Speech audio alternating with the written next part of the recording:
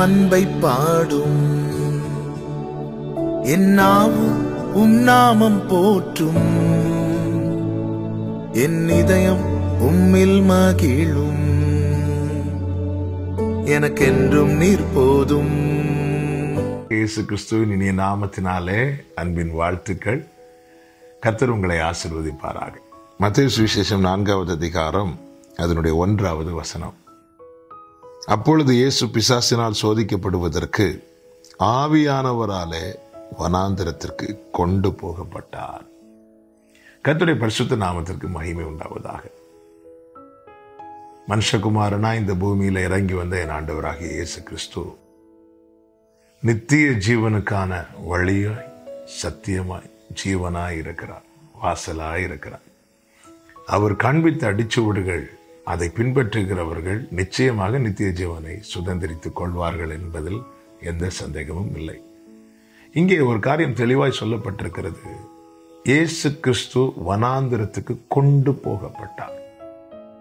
ஆவியானவராலே கொண்டு போகப்பட்டார். தேவன் அனுமதிக்கிற வனாந்திரம். வனாந்திரம் என்பது வாழ்க்கை அல்ல. வனாந்திரம் என்பது வாழ்க்கையின் ஒரு பகுதி. தேவ பிள்ளைகளின் வாழ்க்கையிலே ஒரு வனாந்திரம் இருக்குமானால் அதன் பிற்பாடு வாழ்க்கையின் இன்னொரு பகுதியும் இருக்கிறது என்பதிலே சந்தேகம் இல்லை. எனவே இன்று என் வாழ்க்கையில் ஒரு வனாந்திரம் இருக்கிறது என்றால் நான் எதை நம்ப வேண்டுமானால், ஆண்டவர் இதுக்கு பிற்பாடு எனக்கு ஒரு வாழ்க்கையை வச்சிருக்கிறீங்க. இந்த வனாந்திரத்தை தாண்டினால் கானான் இருக்கிறது. இந்த வனாந்திரத்தை தாண்டினால் எனக்கான மேன்மை இருக்கிறது, செழிப்பு இருக்கிறது, ஆசீர்வாதம் இருக்கிறது. தீயையும் தண்ணீரையும் கடந்து வந்தோம், செழிப்பான இடத்துல எங்களை கொண்டு வந்து விட்டீர்கள். வனாந்திரம் என்பது வாழ்க்கை அல்ல. வனாந்திரம் என்பது வாழ்வின் ஒரு பகுதி. இங்கே 40 நாள் வனாந்திரம். 40 நாள் வனாந்திரம்.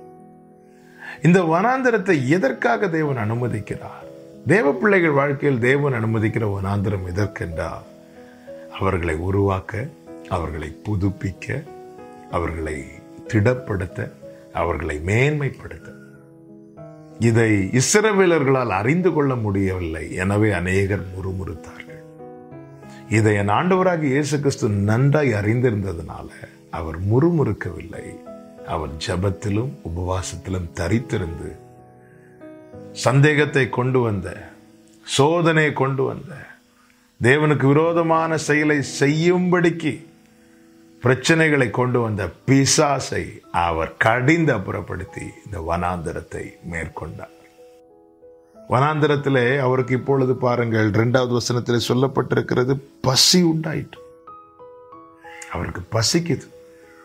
கூட யாருமே கிடையாது, எதுவுமே கிடையாது. இந்த நிலையில எத்தனை கேள்விகள் எழும்பும். உலகத்தான் பார்வையில எப்படியெல்லாம் கேள்விகள் எழும்பும். ஆண்டவருடையவன், அவருடையவன், கிறிஸ்தவன், கிறிஸ்தவள் என்று சொல்றாங்களே, வாழ்க்கையை பாரு, வனாந்திரமா இருக்கு. வெறுமை. கூட யாரும் கிடையாது, ஹெல்ப் பண்ண யாரும் கிடையாது, வீட்லயும் ஒன்றும் கிடையாது. ஒருவேளை சாப்பாடுக்கு கூட கஷ்டப்படுறோம். இப்படி கூட உலகம் பார்க்கும். ஆனா நீங்க அப்படி பார்க்காதீங்க. ஏனென்றால் பிசாசு அப்படி பார்க்கல. அதனாலதான் வந்து நிக்கிறான் சோதிக்க. இவரிடத்தில் இப்பொழுது ஒன்றுமில்லை. அப்படி இருக்க ஏன் பிசாசு வர வேண்டும் சோதிக்க? ஏனென்றால் அவனுக்கு தெரியும் இவர் சாதாரணமானவர் அல்ல. உங்களை விட நல்லா இருக்கிறவங்களுக்கு சோதனை குறைவு. ஆனா உங்க வாழ்க்கையில சோதனை அதிகமா இருக்கிறது. ஏன் தெரியுமா? உங்களிடத்தில் இருப்பதை வைத்து உலகம் மதிப்பிடும். உங்க வீட்டுல என்ன இருக்கு, உங்க வாழ்க்கையில் என்ன சம்பாதிக்கிறீங்க, இதை வச்சுதான் உலகம் மதிப்பிடும். ஆனா பிசாசுக்கு தெரியும் உங்க மேல இருக்கிற அபிஷேகம், உங்க மேல இருக்கிற அழைப்பு, உங்களுக்குள்ள இருக்கிற மீட்கப்பட்ட ஆத்துமா. எனவே வந்து சோதிக்கிறான். எனவே இதை கண்டு தளர்ந்து விடாதே, சோர்ந்து போய் விடாதே. வனாந்திரம் வாழ்க்கை அல்ல. வனாந்திரம் வாழ்க்கையின் ஒரு பகுதி.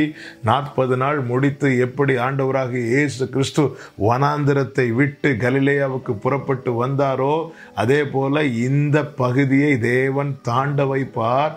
உங்க வாழ்க்கை இந்த வனாந்திரத்துக்கு பிற்பாடு வைத்திருக்கிற நன்மையை எல்லாரும் பார்க்கணும். இஸ்ரவேலர்களில் அநேகர் அதை பார்க்க முடியாம போய்விட்டது. ஏன் தெரியுமா? இந்த வனாந்திரத்தில் ரொம்ப முறுமுறுத்தாங்க. தேவனை பரீட்சை பார்க்கும்படியான நிறைய காரியங்களை செய்தார்கள். இவர்கள் எல்லாருமே வனாந்திரத்தில் அழிந்தார்கள். ஆனால் இயேசு வனாந்திரத்தை ஜெயித்தார்.